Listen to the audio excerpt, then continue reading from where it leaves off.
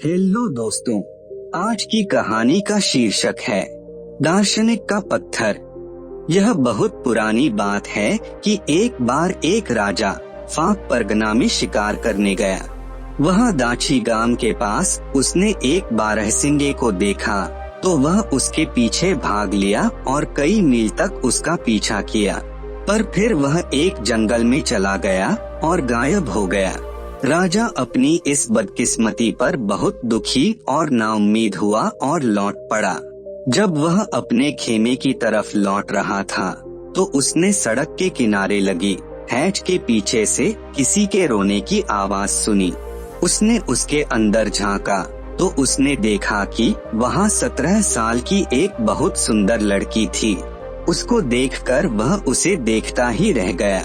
उसने उससे बड़ी नम्रता से पूछा, तुम कौन हो और यहाँ क्या कर रही हो? वह बोली, जनाब, मैं चीन के एक राजा की बेटी हूँ। मेरे पिता एक लड़ाई में बंदी बना लिए गए हैं और मैं अपने पिता के दुश्मन की बंदी बनाए जाने के डर से वहाँ से भाग निकली हूँ। मैं पहले एक जगह गई जहाँ मैं डूब जाना चाहती थी, पर गांव वालों को मेरे इरादों का पता चल गया। उन्होंने आकर मुझे बचा लिया। उसके बाद मैं यहाँ चली आई। आपने मेरी कहानी तो सुन ली, अब आप अपनी बताएं। राजा बोला, ओ सुंदरी, मैं इस देश का राजा हूँ और शिकार करने निकला हूँ। यह मेरी खुशकिस्मती है कि मैंने तुम्हें देख लिया, वरना तुम यहाँ पता नहीं कब तक अकेली पड़ी रहती कि रो पड़ी। राजा ने फिर पूछा, सुंदरी, तुम क्यों रोती हो? लड़की बोली, मैं अपने माता पिता और देश के लिए रोती हूँ। मैं अपने लिए भी रोती हूँ। मैं यहाँ क्या करूँगी? मेरा यहाँ कोई घर नहीं है। मेरा यहाँ कोई दोस्त नहीं है। बिना घर और दोस्त के मैं कैसे रहूँगी? राजा बोला, तुम रो नहीं, आगे से मैं तुम्हारी देखभाल करूँगा। आओ मेरे साथ मेरे महल चलो, अब से तुम वहीं रहना। लड़की बोली, हाँ, मैं आपके साथ खुशी खुशी चलूंगी। आप मुझे अगर अपनी पत्नी बनाएंगे तो मैं आपसे शादी भी कर लूंगी। मैं आपको किसी भी चीज के लिए मना नहीं कर सकती। राजा बोला, तो चलो प्रिय, तब तुम मेरे साथ चलो। महल पहुंचकर उन दोनों की शादी हो गई। राजा अपनी इस चीन वाली पत्नी को धीरे धीरे और प्यार करने लगा। उसने उसके लिए डल झील के पास 5 मंजिल का एक महल बनवाया और उसके साथ ज्यादा से ज्यादा समय बिताने लगा। उससे भी ज्यादा जितना कि वह अपनी दूसरी पत्नियों के साथ कुल मिलाकर बिताता था। पर उसको यह पता ही नहीं था कि वह किस नीच लड़की के साथ रह रहा था जिससे उसको इतना प्यार हो गया था। और न उसको यह पता था कि वह एक बहुत ही बुरी बीमारी उसको दे रही थी। धीरे धीरे राजा के पेट में दर्द रहने लगा। उसने कई हकीमों को बुला भेजा।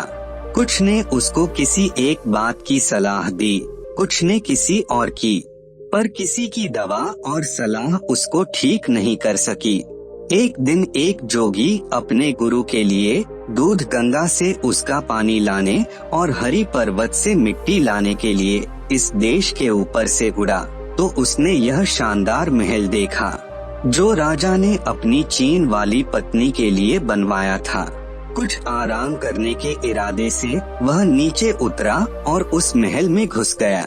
उसने वह पवित्र पानी एक कमरे में एक कोने में रखा, वह पवित्र मिट्टी उसके दूसरे कोने में रखी और एक कीमती मरहम तकिए के नीचे रखा और राजा के बिस्तर पर लेट गया। इसी बीच राजा आ गया। वह अपने बिस्तर पर एक जोगी को आराम करते देखकर बड़े आश्चर्य में पड़ गया। फिर उसकी निगाह मरहम की उस छोटी सी डिबिया पर गई जो उसके तकिए के नीचे रखी हुई थी। पवित्र पानी एक कोने में रखा हुआ था और दूसरे कोने में पवित्र मिट्टी रखी हुई थी। यह सब देखकर उसे बड़ा आश्चर्य हुआ। उसके मन में यह इच्छा जाग उठी कि देखो कि यह जोगी उठकर क्या करता है। सो वह वहीं बैठ गया और उसके उठने का इंतजार करने लगा। उसको जोगी के उठने का बहुत देर तक इंतजार नहीं करना पड़ा, पर जब जोगी उठा तो वह तो यह देखकर भौंचक्का रह गया कि न तो वहाँ वह पवित्र पानी था, न पवित्र मिट्टी थी और न ही कीमती मरहम की डिबिया थी। असल में राजा ने उनको ले लिया था। जोगी को जागा हुआ देखकर राजा बोला, ओ जोगी तुम डरो नहीं, मैंने वे सब चीजें संभाल कर रख दी हैं। अब तुम मुझे यह बताओ कि तुम यहाँ कैसे और क्यों आए, फिर मैं तुम्हें वे दे दूंगा। जोगी ने उसे सब कुछ बता दिया और राजा ने भी उसकी वे चीजें उसे वापस कर दी।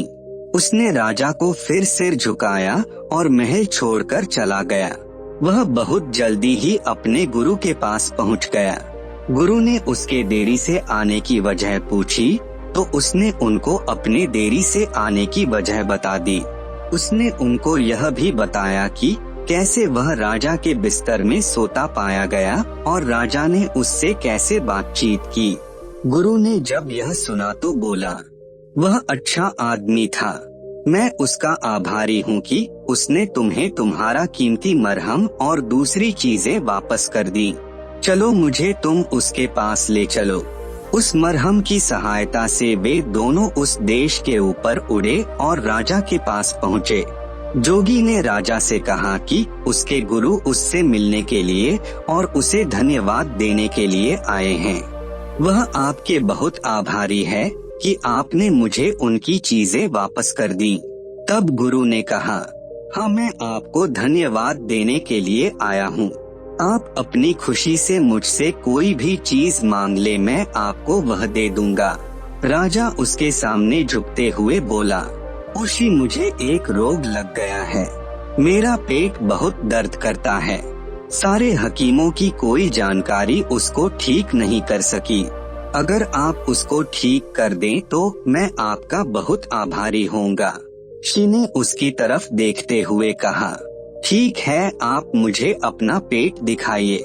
कुछ देखकर उसने राजा से पूछा, क्या आपने अभी अभी कोई नई शादी की है? हाँ कहकर राजा ने उसको अपनी चीनी पत्नी से मिलने के हालात और फिर उससे शादी की बात पूरी तरीके से बता दी। शी बोला, मुझे इसी का शक था। अगर आप बिना दवा के 40 दिन और रहते तो आप मर जाते, पर अब आप सुरक्षित हैं। मैं आपको ठीक कर सकता हूँ। जो मैं कहता हूँ आप वही करें, तो आपको डरने की कोई जरूरत नहीं है। आप आज की शाम अपने रसोइये को अपनी पत्नी के खाने में ज्यादा नमक डालने के लिए कहिए और फिर उस कमरे में जहाँ वह सोती है वहाँ यह पक्का कर लीजिए कि पीने के लिए पानी न हो। आप खुद भी सारी रात जागते रहिए और सुबह होने पर मुझे बताइए कि क्या हुआ। आप डरना नहीं, आपका कोई नुकसान नहीं होगा। इतना कहकर शी और उसका चेला दोनों चले गए। राजा ने शी का कहना माना। राजा ने देखा कि बीच रात में रानी उठी। उसको प्यास लगी थी। उसने पहले अपने कमरे में पानी खोजा, पर पानी न मिलने पर पहले उसने देखा कि उसका पति सोया हुआ है या नहीं। फिर उसने एक सापिन का वेश रखा और बाहर चली गई। वह झील पर पानी पीने के लिए गई। वहां जाकर उसने पानी पिया और पानी पीकर अपने कमरे में वापस आकर फिर एक स्त्री का रूप रखा और अपने बिस्तर पर सो गई। राजा ने यह सब देखा और शी को बताया तो शी बोला, राजा साहब यह स्त्री नहीं है बल्कि एक वीहा है। अब आप मेरी बात सुने। अगर किसी सांप पर 100 साल तक किसी आदमी की नजर नहीं पड़ती तो उसके सिर पर एक ताज बन जाता है और वह शाहमार बन जाता है। और अगर उसके अगले 100 साल तक भी उस पर किसी आदमी की नजर नहीं पड़ती तो वह अजगर बन जाता है। और अगर 300 साल तक उस पर किसी आदमी की नजर नहीं पड़े तो वह वीहा बन जाता है। वीहा अपने आप को कितना भी लंबा कर सकता है। उसके पास बहुत ताकत होती है और वह अपनी शक्ल भी बदल सकता है।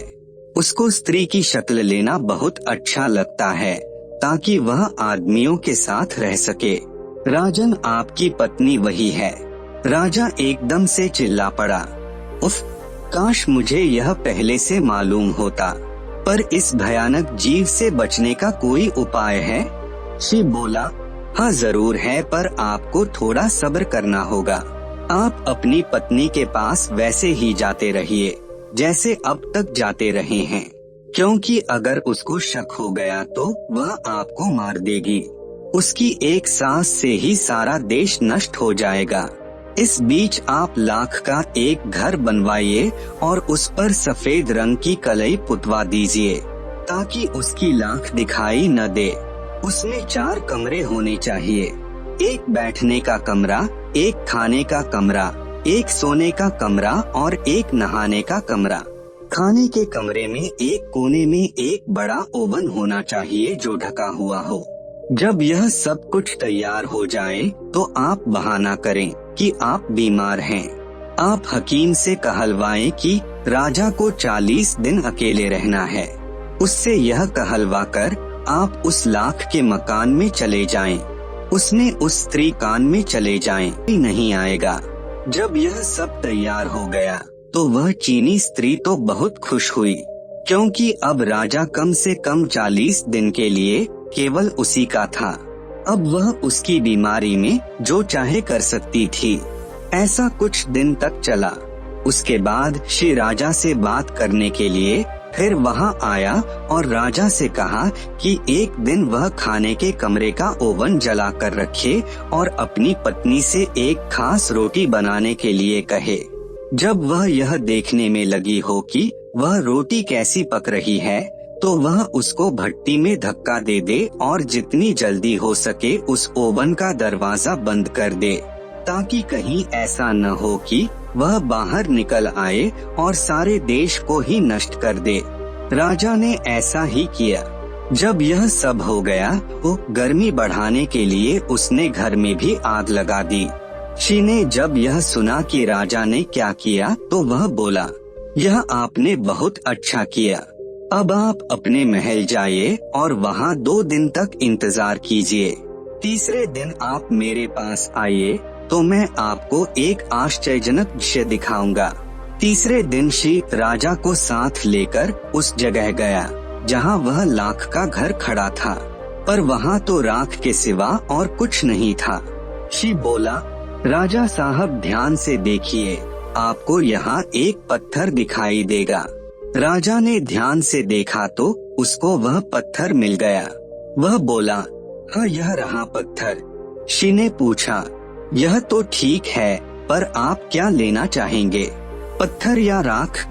राजा बोला, पत्थर। शी बोला, ठीक, आप पत्थर ले लीजिए, मैं राख ले लेता हूँ।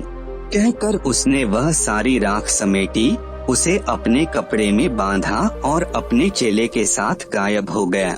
उसके बाद राजा अपने महल को चला आया। उस दिन के बाद से राजा ठीक हो गया। वह पत्थर जो उसने चुना था बाद में वह संगीपारस साबित हुआ, जिसके छूने से कोई भी धातु सोना बन जाती है। पर उस राख में क्या गुण था यह राजा को कभी पता नहीं चला, क्योंकि वह फिर कभी उस शी और जोगी से मिला ही नहीं। आपको ये कहानी कैसी लगी नीचे कमेंट करके हमें जरूर बताइएगा। अगर आपको ये कहानी पसंद आई हो तो अपने दोस्तों के साथ जरूर शेयर करें और ऐसी ही प्यारी कहानियाँ सुनने के लिए हमारे YouTube चैनल को सब्सक्राइब करें। धन्यवाद। GCG